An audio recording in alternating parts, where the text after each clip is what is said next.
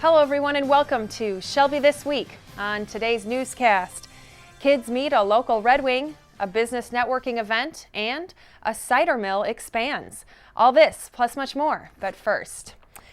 A local sports star returns home to encourage a healthy lifestyle and the sport of hockey. Arthur Schink has more from De Kaiser Elementary.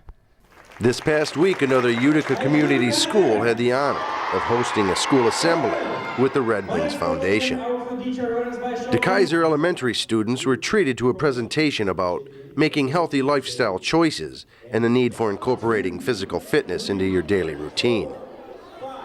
The Red Wing Foundation not only puts on the event, but it also donates 2 full sets of floor hockey equipment to the school, along with other giveaways. And there's always a visit by a Red Wings player. Ironically, De Kaiser Elementary had a visit from homegrown Red Wing Danny De Kaiser. No relation. Good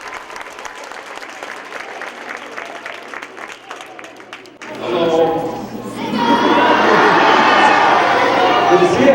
Thanks for being here. A real Red Wing in the school. Now that's a big deal. It is a big deal. It was a real honor. One of our 6th grade teachers, Tony Bouvet, her husband, Mike Bouvet, owns a Little Caesars, and he was really helpful in making all of this happen. Now, how long have you known that this was going to happen? About 2 weeks. We had the Red Wings assembly program scheduled for months, but then knowing that Danny De Kaiser was going to come, just a few weeks. Yeah, I think this is awesome. I mean, we go on a lot of school visits, but I think it means a little bit more to me because, not long ago I was one of these younger kids sitting in class, and I'm from the area, so it's nice whenever I can kind of get around and see some of the younger guys. Do you kind of feel blessed that you kind of could maybe come back and play for the team you rooted for? Yeah, well, I mean, I'm really lucky. Everything kind of worked out well for me, and the cards went the right way and in my direction. So I just tried to work hard and hoped I would get a good opportunity, and it's been great here so far. After a few words, the assembly soon turned into a competition, which pit students against the staff in a shootout. The students, with the help of some good goaltending, and of course Danny De Kaiser, defeat the teachers and claim victory.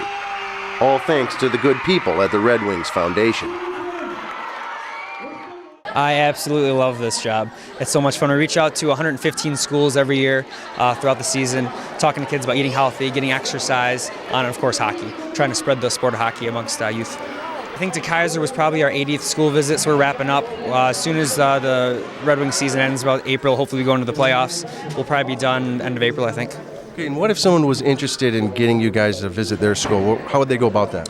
On our website, we have a link to the school assembly program, and underneath the community tab, and you just kind of register your school through that. And then we have a waiting list already going into next year, but we'll reach out to you and kind of schedule you for either next year or the year after. From De Kaiser Elementary, I'm Arthur Schink for Shelby This Week. It's always fun to meet a Red Wing. A new spot has been picked for a local group to help make families feel at ease in their surroundings. Katie Shimatero tells us more about this spacious location.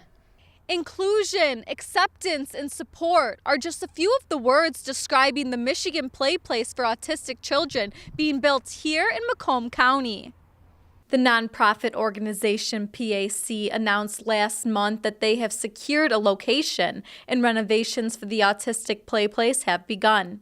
Shell Jones, the CEO of PAC and mother to an autistic son, knows how vital community support and funding is to the project.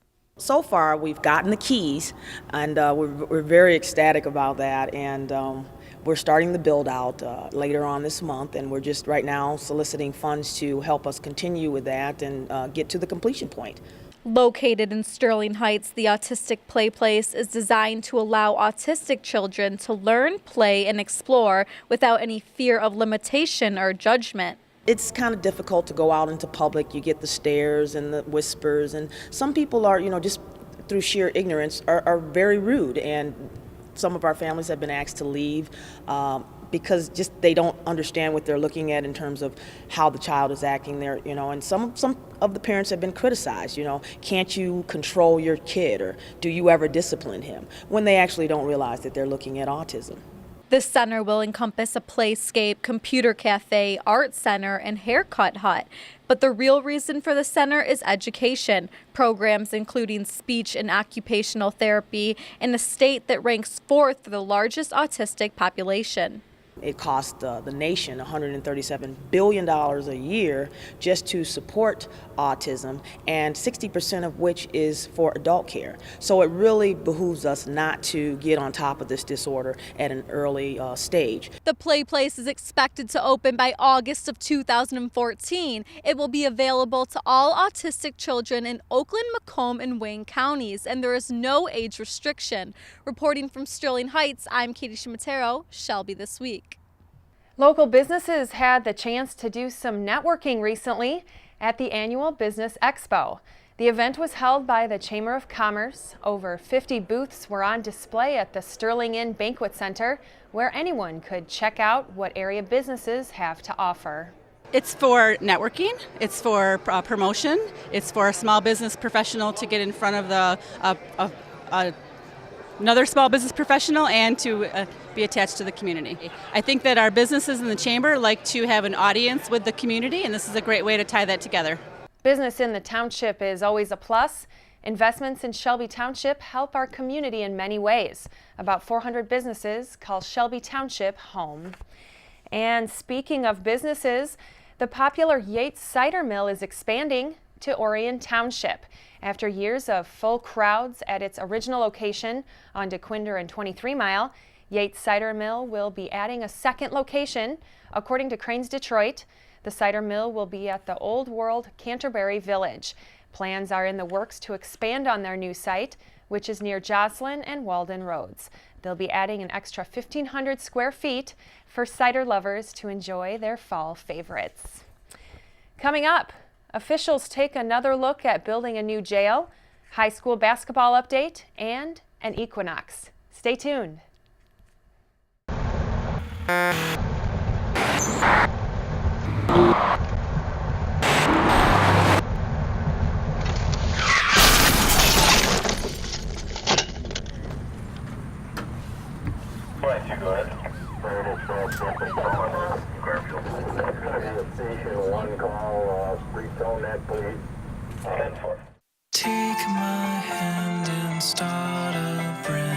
Underneath everything we are all people.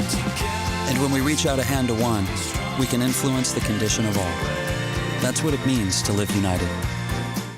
In the small town of Elmira, New York, a boy was born into an all-American family.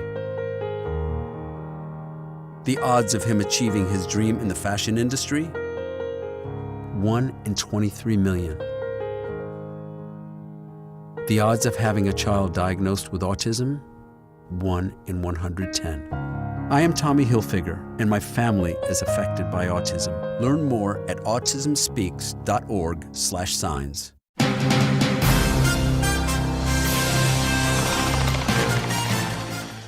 A mega jail may be in the future for the county.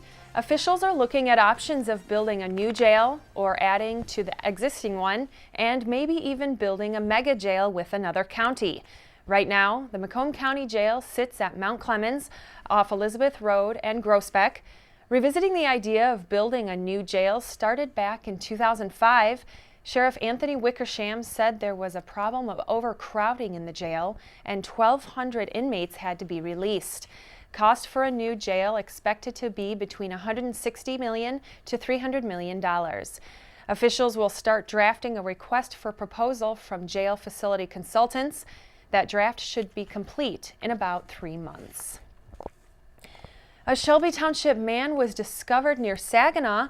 According to the Macomb Daily, a 34-year-old man with mental health problems was rescued from the freezing cold after a Gratiot County officer found the man's abandoned vehicle along Blair Road near M46, about 30 miles west of Saginaw. Deputies contacted Shelby Township Police for help, who then contacted the mother of the 34-year-old. Eventually, Gratiot County Deputy Sean Fulco found the man about a mile from his car. He was sent to Saginaw Hospital. He was found without clothes on, cuts on his body, and early signs of frostbite. thanks to the quick thinking of Gratiot County's finest for saving this man's life. A body was found at Selfridge Air National Guard Base. The victim appears to be a white male in his 30s. He was found in the morning of March 13th by a military member on the west side of the base, outside of a nearby building. State police say the man apparently jumped the fence from a swampy area onto the base. He was wearing a Detroit Red Wings t-shirt, jeans, and boots. No identification was on the body. The base went on a brief lockdown after the body was found. State police say there are no signs of foul play. The cause of death is under investigation. St. Patrick's Day brings Irish fun to the township, Irish food, Irish colors, and Irish traditions. The ever-famous Shamrock's Irish Pub, located in downtown Utica, is always a popular place to visit on St. Patrick's Day. Joe Marinick, owner of the Shamrock, is among those who call it one of the most celebrated holidays in our area. It's always a fun-filled day here in downtown Utica. There's 5 or 6 bars, restaurants that open their doors for everybody who comes walking through. The city's alive, the streets are alive, the bars are alive, and Shamrock itself, we've been here since 1935. Myself personally, this is my 32nd straight St. Patrick's Day here at the Shamrock. I'm proud of that, and I'm proud of all the people who come in and enjoy themselves, and the town is a fun time to be. It's a fun time to be in town in Utica on St. Patrick's Day. But St. Patrick's Day is one of those days where it's always springtime. It's the beginning of spring, and so it's an important time for people to want to get out, especially after the bad winter we've had. People do want to get out. It's a day to celebrate the passing of winter and the onslaught of spring, and it's just like opening day of baseball season when St. Patrick's Day is one of those kind of days. It's a special day. Marinick also says no matter what the weather is like outside, 80 degrees and sunny, or maybe some snow on the ground, patrons always have a big green smile on their face. He says it can get a little hectic having hundreds of guests in and out of his business, but it's all worth it once the bagpipe music starts playing. Also in March, March Madness, the hope of spring and the celebration of all things green. And speaking of March Madness, the ball just wasn't in their court. The Eisenhower Eagles couldn't outscore the Warren Mott Marauders. The Ike basketball team lost to Warren Mott on Thursday the 13th for the Class A Regional Championship. 63-52 was the final score. Warren Mott goes on to play Bloomfield Hills in a Class A state quarterfinal game. Great effort to Ike for all their hard work. An equinox is headed our way. March 20th, the annual spring equinox. There are 2 equinoxes every year, in March and in September, when the length of day and night are exactly the same, 12 hours of day and 12 hours of night. The March equinox marks the start of spring, a time to celebrate, a time of rebirth. I don't think Mother Nature got the memo, but hopefully the weather starts to cooperate and we get some warmer temps in our future. Lake Michigan set a unique record recently. This winter's intense cold has led to a record amount of ice on Lake Michigan. The National Weather Service says over 93% of the lake was covered in ice. You can see the phenomenon in this photo that was visible from space and photographed by NASA satellite. The Great Lakes Environmental Research Laboratory measured the ice cover at 93.29%. That's the most ice on that lake since 1977, breaking the record of 93.1, a 37-year-old icy record broken. An exhibition is on display at Oakland University, contemporary sculptures by some artists from around the world. John Martin visited the gallery recently and has more on this international exhibition. The Body Metonomy is an exhibit of international contemporary sculpture currently on display at the Oakland University Art Gallery. The name is the Body Metonic, and metonic is one of those difficult words, so I'll have to explain what that means. But let's talk about the body first. The body, the work in this exhibition really relates to the body in terms of scale. There's something not very far behind me that looks like a telephone box. It's about the size of a telephone box, and so the body aspect is that this work isn't huge. It's almost of a domestic scale. The metomic part is the idea that these are objects. You know, this is a sculpture exhibition, it's contemporary artwork, they're objects. When you say something's a sculpture, you tend to sort of make it sound serious, but these are objects. They're actually works of art, and they're not symbolic of anything else. They are what you see them being. If you're looking at 3 monkeys on an oil drum, that's what you're looking at. So a metonym is always the same thing. So if you're talking about the Russian government, you would say the Kremlin, and the Kremlin is a metonym. So these are objects which aren't symbolic. We have a very direct route to understand what they are. If you're going to do a show like this, you really want it to project and be exciting and defy gravity. I mean, there are objects that are low to the ground. We don't do sculpture exhibitions very often, and since all the work on this show came from New York, we really wanted to make a big splash with these objects. The other thing about these objects is their materiality. There's only one object in this show that's made of bronze, which is a traditional material. These materials aren't traditional materials. They're very much about urgency, making work quickly, getting your idea out. Because sculpture doesn't really exist in the mind, it exists in the object. And that's why, you know, it's not image-based, it's not about one static thing, it's about walking around an object and experiencing it viscerally and feeling it as an object. So the materials are a sort of conceptual way into the work, if you like. The fact that a lot of the materials are non-traditional, the fact that we start to question the value of an object when it's made of string or twine or things that look like they could be in a landfill or something like that. Is there a lot of pressure on artists to make something out of traditional material in order to appeal to the consumer? Not at all, not anymore. No, I think that if these objects are going to become commodified and go into art collections, the people that are buying them are interested in the most radical, up-to-date thinking about how you make an object and what its conceptual meaning is. They're not concerned, they're not trying to buy a bronze statue made by Rodin. They want something that is fresh, new, and exciting. Well, I think the public responds to the sculpture by Foucault de Jong of the monkeys because it's funny, it's threatening, it looks a little dangerous, it's a little worrying, but it really speaks directly, as we were talking about metonically. I mean, it's about, you know, the whole thing is on top of an oil drum, suggesting that we're having a little bit of anxiety about what happens when the oil runs out.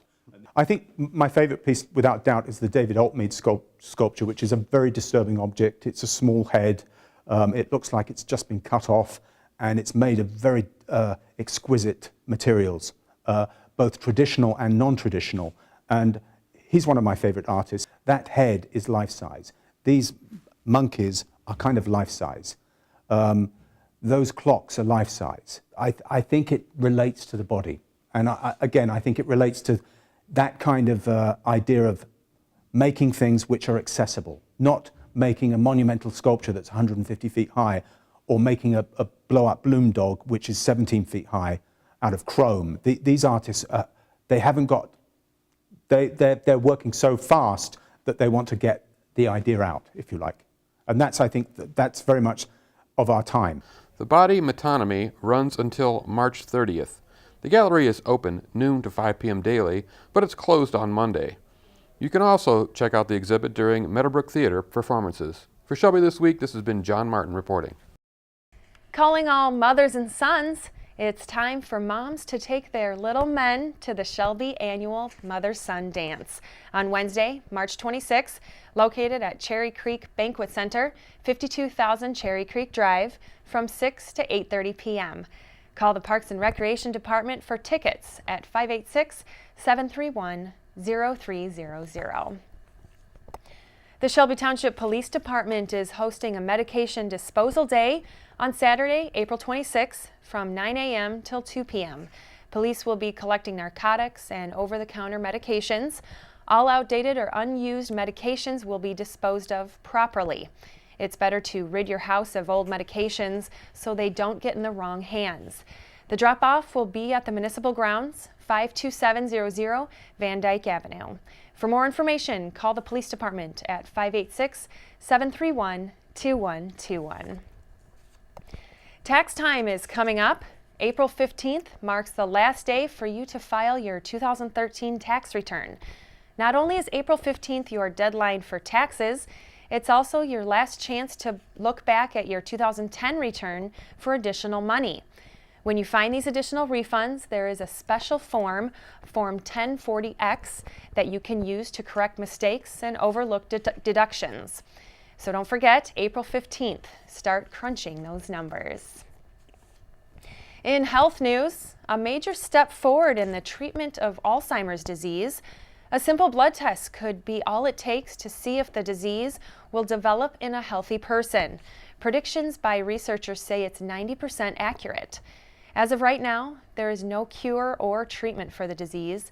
In 2010, about 35 million people worldwide were affected by the disease, and that number is expected to double every 20 years.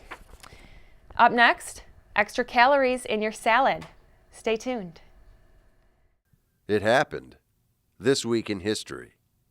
March 15th, 44 BC. At the age of 55, dictator of the then so-called Roman Republic, Julius Caesar is assassinated by a group of Roman senators, calling themselves liberators. Stabbed to death across from the theater of Pompeii, on the Roman religious observance of the Ides of March, Julius Caesar's assassins believed he was going to overthrow the Senate and rule on his own accord as monarch. But after the assassination, the Senate never restored the Roman Republic.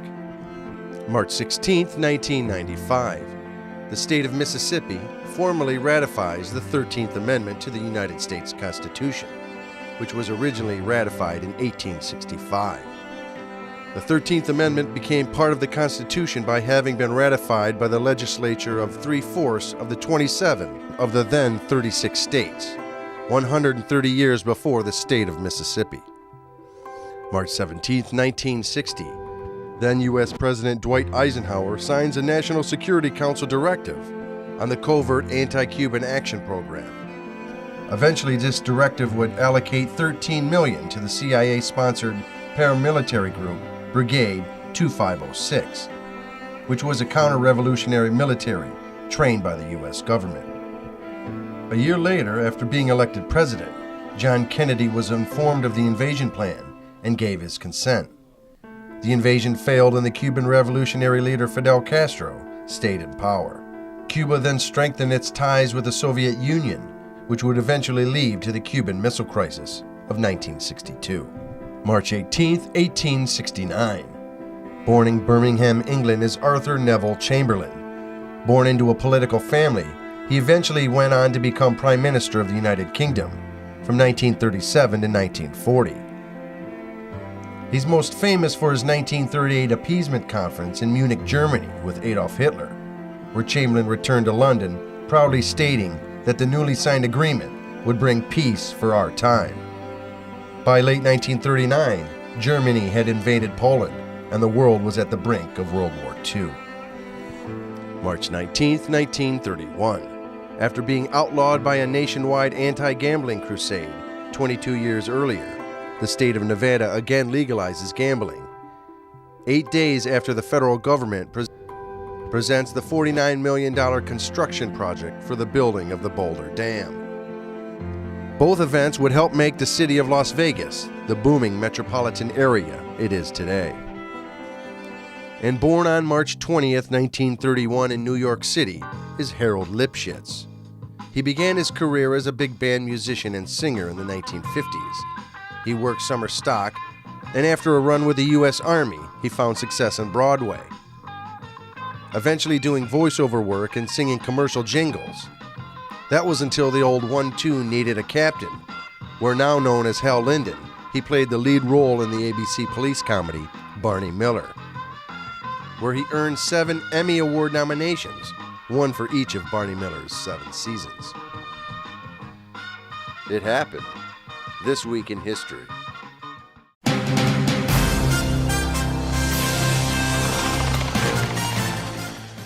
All you healthy eaters out there, you may think that opting for that salad is healthier, right? Well, you may be adding up calories on that salad without even knowing it. All those toppings on your salad mean extra calories. Some tips to get your salad back down to skinny: reduce the toppings like avocado, cheese, and nuts. Also, make your own salad dressing. Bottle dressings have tons of sugar and preservatives. Keep your healthy foods healthy and keep that sweet tooth in check. And that's Shelby This Week. You can watch us online all the time at shelbytv.org. And remember to like us on Facebook at facebook.com/ShelbyTWPTV. Thanks for watching.